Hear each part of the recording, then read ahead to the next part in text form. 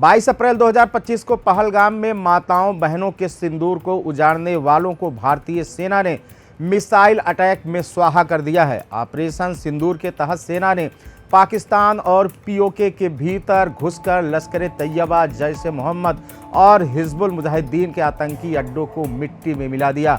इस हमले में मोस्ट वांटेड आतंकी मसूद अजहर के परिवार समेत कई आतंकियों को मौत के घाट उतार दिया गया। मुजफ्फराबाद, कोटली, बहावलपुर, रावलकोट, चकसवारी, भीमबेर, नीलम घाटी, झेलम और चकवाल ये वो ठिकाने थे जहां पर भारतीय सेना ने आतंकियों को निशाना बनाया। हवाई हमले में जैश ए मोहम्मद जेएम के संस्थापक मसूद अजहर के 10 परिवार के सदस्य और 4 करीबी मिला के 14 लोग मारे गए। हमले में मारे गए लोगों में उसकी बहन, बहनोई और भतीजे सहित परिवार के अन्य सदस्य शामिल हैं। आतंकी अजहर ने एक बयान में कहा कि आज रात मेरे परिवार के 10 सदस्यों को एक साथ यह सौभाग्य प्राप्त हुआ। 5 मासूम बच्चे जन्नतुल फिरदौस के फूल बन गए। मेरी जान से भी प्यारी मेरी बड़ी बहन साहिबा, उनके पति मेरे भतीजे आलिम फाजिल और उनकी पत्नी और मेरी प्यारी भतीजी आलम फाजिला, हमारे भतीजे और उनकी पत्नी अल्लाह को प्यारे हो गए। बयान में कहा गया है कि मोदी ने मासूम बच्चों, बुर्काधारी महिलाओं और बुजुर्गों को निशाना बनाया। दुख और सदमा इतना बड़ा है कि बर्दाश्त से बाहर है, लेकिन अफसोस नहीं, कोई निराशा नहीं और कोई डर नहीं। बार बार मन में आता है कि मुझे भी इन 14 लोगों में शामिल होना चाहिए था, लेकिन अल्लाह से मिलने का समय तय है, यह पहले या बाद में नहीं हो सकता। मसूद अजहर ने आगे कहा कि हमारे घर में कुल 4 बच्चे थे जिनकी उम्र 7 से 3 साल के बीच थी। वे चारों एक साथ जन्नत गए।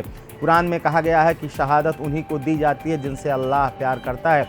उनके जाने का यही समय तय था, लेकिन अल्लाह ने उन्हें ज़िंदगी दी है, मौत नहीं। अब मोदी के इस जुल्म ने सारे रास्ते तोड़ दिए हैं। अब किसी को भी वहां नरमी की उम्मीद नहीं करनी चाहिए।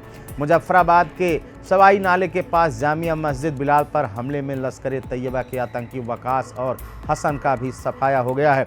इसके अलावा मुरीद के में मरकज़ तैयबा पर हुए हमले में लश्कर तैयबा के HBT high value terrorist Abdul Malik और मुदस्सिर मारे गए। भारत ने ऑपरेशन सिंदूर के तहत जैसे ही पाकिस्तान और पीओके में आतंकी ठिकानों पर हमला किया, अंतर्राष्ट्रीय समुदाय की नज़रें एक क्षेत्र पर टिक गई।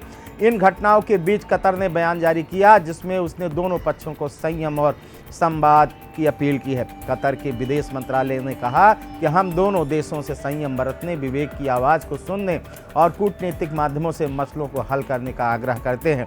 यह क्षेत्रीय शांति और स्थिरता के लिए जरूरी है। इस बयान से साफ है कि कतर टकराव की बजाय सुलह और संवाद को बढ़ावा देने के लिए प्रतिबद्ध है। न यह केवल एक कूटनीतिक बयान है, बल्कि भारत और पाकिस्तान जैसे 2 परमाणु संपन्न देशों के बीच संभावित युद्ध की विभीषिका को टालने का प्रयास भी है। आपको बता दें कि खाड़ी देश का कतर पाकिस्तान का हिमायती और उसका दोस्त है। खबर में तक दीजिए इजाज़त। नमस्कार।